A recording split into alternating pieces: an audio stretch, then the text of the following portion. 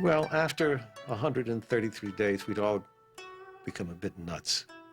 We'd all gone a bit crazy because the end of the tunnel was almost within touching distance. We'd almost reach out and say, there it is. We struck 2 sets of dailies the whole time. And one went to California and one stayed in Japan. And I think Paramount stopped watching dailies after the first week. And I think NBC also stopped watching dailies after the first week. They didn't see dailies, they saw monthlies. I mean, you know, film was shipped over and they saw scenes a month after. By the time it had gone through customs and whatever it had to go through, they saw stuff weeks after it had been shot. And if they, you know, weren't happy with it, we didn't hear about it because it was too late to do anything. We'd left those sets and moved on. We brought one set of editors to Japan, which worked with me the whole time I was there. And we also had 4 other teams back at Paramount in the United States. So we had 5 editing teams to handle the 5, quote, episodes that we were doing. We left Japan in December. And in Japan, if you don't ask the right question, you won't get the right answer.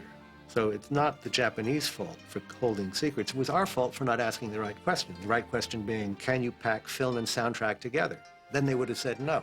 But we didn't ask the question, therefore they didn't tell us. The process is to cut the film into little pieces and cut the soundtrack, and usually the sound and the film are kept in the same box for a scene.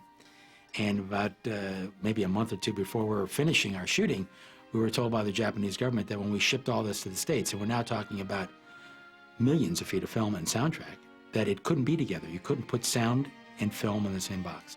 So it all had to be unpacked, unwrapped, and shipped separately. But all because we, the Americans, did not ask the right question. A joke concerning things of great importance is sometimes without humor. Jerry and I wound up back at Paramount in January, and I guess we had part 1 ready to look at possibly at the end of February. It was like leapfrogging. I'd go from one cutting room to the next cutting room and do one part and the next part, and just it was endless. It took months.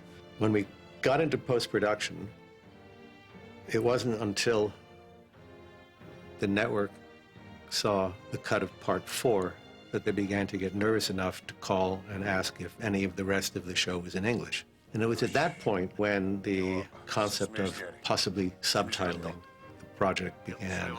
And that was a battle, but it was a battle that didn't last that long because it was then fairly quickly realized that subtitling would have made it redundant because you see the subtitles and then you hear the translation.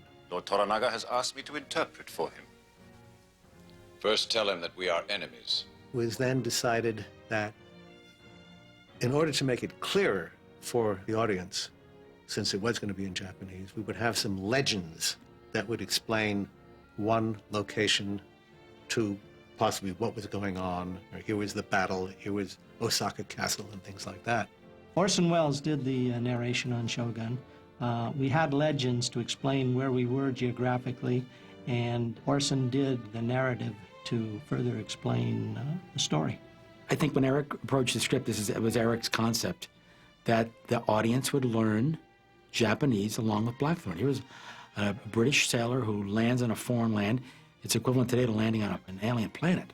How do you say it correctly? I've only learned a few words and phrases. How do you say I don't speak Japanese? I kept telling everyone when they were questioning the use of Japanese, I said, I always had the noble ambition that people would learn Japanese, a little bit of Japanese, from watching Shogun. And they did.